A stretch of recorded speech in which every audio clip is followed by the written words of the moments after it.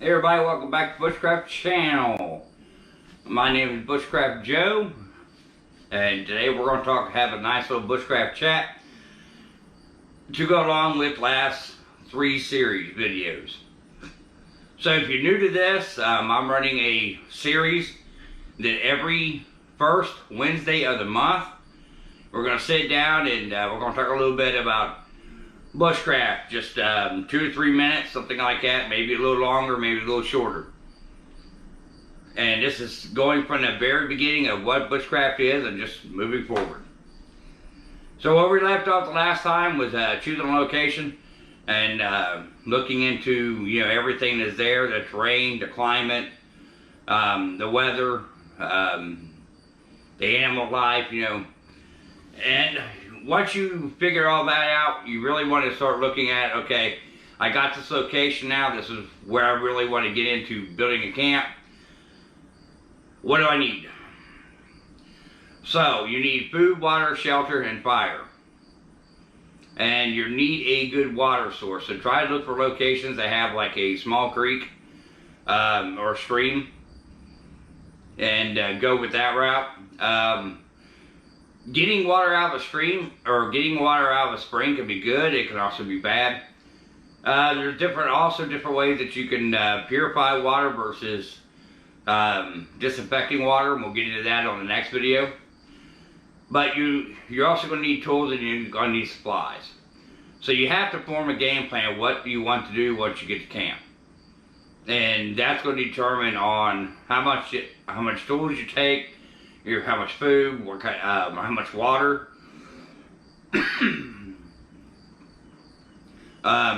Because your weight that you have to pack in, remember, if you pack it in, you got to pack it out.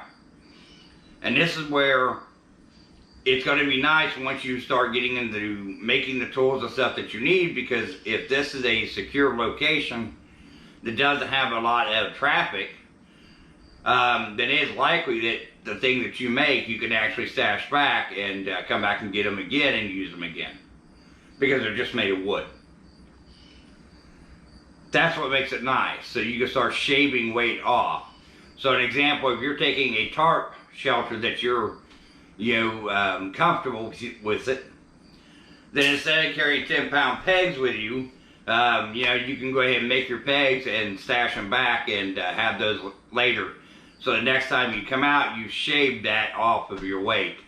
Make it a little easier to get in and out of the woods. Makes it more comfortable.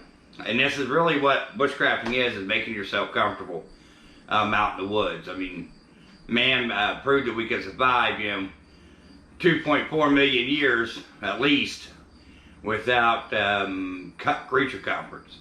But creature comforts are nice. It makes it enjoyable. So that's what I got to kind of look at for you guys this week is the weight versus the need. And you need a certain amount of food, water, shelter, and fire materials and tools and supplies.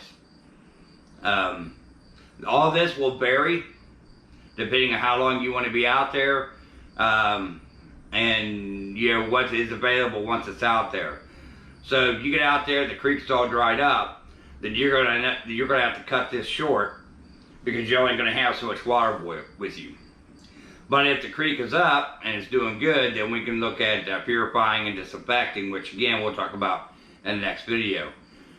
Keep your food, bring some snacks, things you don't have, you just open up and eat, Pop-Tarts or something like that. If you're going to stay long enough to cook a meal, keep your meal simple. Like ramen noodles is a big pack fan. Anything where you can just basically add water, cook it up, it's done and over with. The reason being is because you're not there to be a camp chef. Those videos are great, they draw a lot of views, but you're there to bushcraft, learn skills, and do things like that, not be an Instagram influencer. So remember that too. Those stuff can come later on when camp is built and you got better skills. Fire, I would always take extra things for fire, at least three different methods. Matches work great, if you're in an area that doesn't have any wind. Getting a torch lighter, I think those things are freaking fabulous for getting fires going. And I would carry a fire rod as well. And probably a flint and steel, because I think flint and steel is going to be something that I want to learn. I think it'd be a lot of fun. And I always keep a lighter on me anyway. So I would do that. As far as cutting tools go, I would definitely take a knife ferro rod set, you know, a full tang knife with a sharpener. Very important to have some type of sharpener with you that you can always sharpen that back up. You're going to be dawing the crap out of these blades. They're going to dull extremely fast when you're out there. It's something nobody tells you, but I'm telling you, no matter what blade you get, no matter what company makes them, they dull out. So they'll be cut enough, they'll be sharp enough that you could cut somebody with, cut your fingers wide open, cut them down to the bone. But you'll find out when you're working with the wood, they're not sharp enough, so you may have to give them touch-ups. So you want to go that route, so you want a full tang and 90-degree spine, and in the future videos, I'll show you what I'm talking about with that. You also want a good folding saw, and that's going to be a big deal.